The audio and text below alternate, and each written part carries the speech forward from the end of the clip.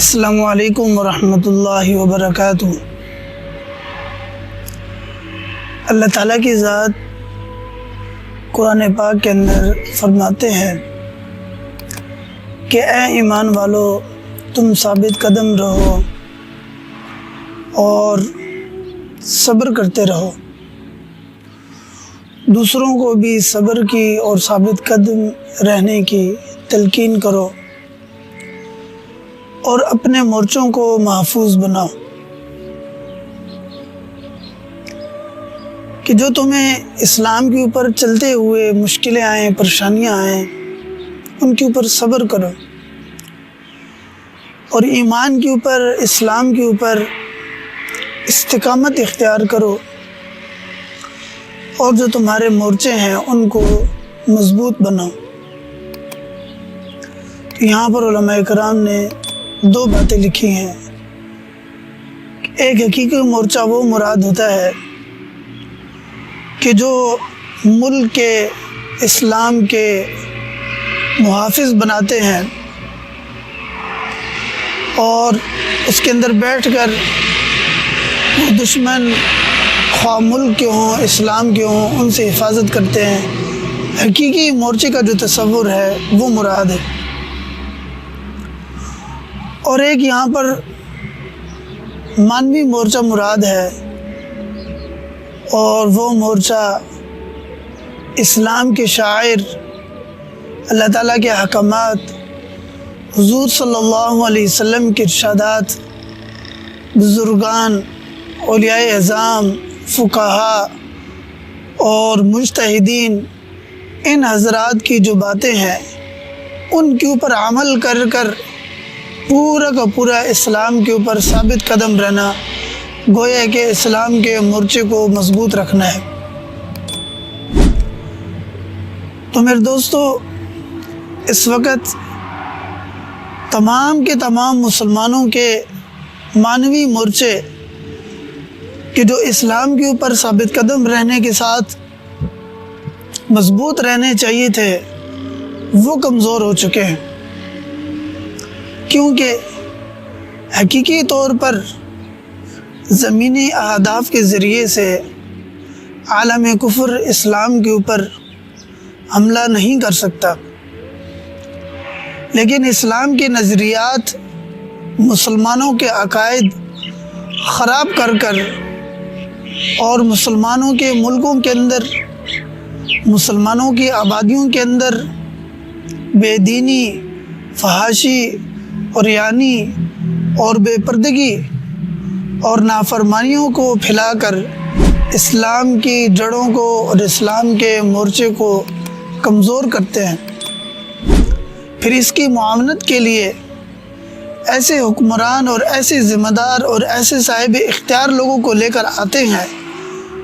کہ جو بے دینی کو، عریانی کو، فحاشی کو اور اسلام سے دوری کو پروموٹ کرتے ہیں، اس کو قوت دیتے ہیں۔ حقیقت کے اندر اس قسم کے ذمہ دار اور صاحب اختیار حکمران خود کھوکھلے ہوتے ہیں، کیونکہ اسلام سے بغاوت کے نتیجے میں طبیعت کمزور ہوتی ہے اور وہ بدن کمزور ہوتا ہے۔ تو جس وقت یہ اسلام کے مخالف چلتے ہیں، اسلام کے مخالف چلنے کی وجہ سے ان کے بدن اور ان کے اختیارات جو ہیں وہ کمزور ہو جاتے ہیں، اور ان کی منشا اور ان کا جو منزل ہوتی ہے وہ دنیا کے عارضی سہولیات اور عارضی اہداف ہوتے ہیں۔ اس کے اندر عالم اسلام کا یا اسلام کا کوئی دخل نہیں ہوتا، بلکہ ضرور اس کے اندر جو سب سے بڑی چیز مقصود ہوتی ہے وہ اپنی منشا اور اپنی مرضی ہوتی ہے۔ اس لیے اسلام کے اوپر چل کر،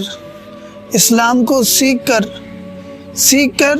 اور اس کے اوپر عمل کر کر اسلام کے مورچے کو اور اسلام کی بنیاد کو مضبوط کرنا، یہ ہمارے لیے ضروری ہے۔ اس سے پہلے کا جو عرصہ گزرا، علماء کرام ہمیں جو کچھ بتا دیتے تھے ہم نے سن لیا، اب حاجی مولی صاحب نے کہہ دیا، اب علامہ صاحب نے فرما دیا، پیر صاحب نے کہہ دیا، بس یہ 100% ٹھیک ہے۔ لیکن میرے دوستو، اس زمانے کے اندر ہمیں دین کی ایک ایک چیز بنیادی کلمہ اور آخری کلمہ تک، اور ہماری پیدائش سے لے کر موت تک، شادی تک، جتنی بھی ہماری اسلامی دنیا ہے، اسلامی زندگی ہے، اس کی تحقیق کریں قرآن کے ذریعے سے، حدیث کے ذریعے سے، اور اس کے تحقیق کرنے کا صحیح طریقہ اپنایا جائے کہ جس کے ذریعے سے اسلام کا، قرآن پاک کا، احادیث کا جو معنی ہے اور جو مطلب ہے وہ بدل نہ سکے۔ جو مراد حضور صلی اللہ علیہ وسلم نے بیان فرمائی ہے وہی مراد ہم لے کر اس کے اوپر عمل کریں، تاکہ اسلام کی بنیاد مضبوط ہو اور اسلام مضبوط ہو، اسلام کا مورچہ مضبوط ہو، اور ان لوگوں کے اوپر اعتماد نہ کریں کہ جو ہمارے ملک کو، اسلام کو کھوکھلا کر رہے ہیں۔ حالیہ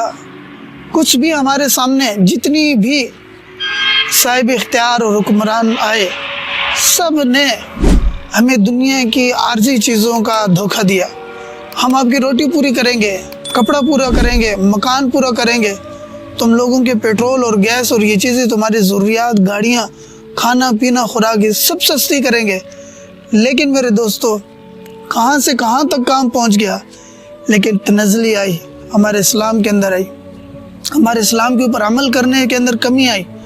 ہماری نسل اسلام سے دور ہو رہی ہیں۔ لیکن اللہ تعالیٰ کی ذات کا لاکھ لاکھ شکر ہے، الحمدللہ ثم الحمدللہ، آج بھی اسلام کے اندر اور مسلمانوں کے اندر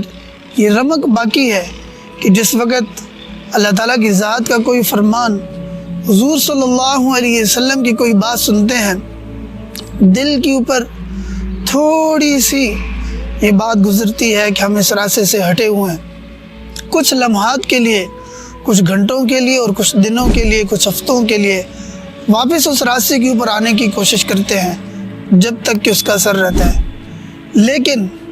بے دینی زیادہ عام ہے، اور یعنی فحاشی زیادہ عام ہے، اس کو کثرت کے سننے کی وجہ سے،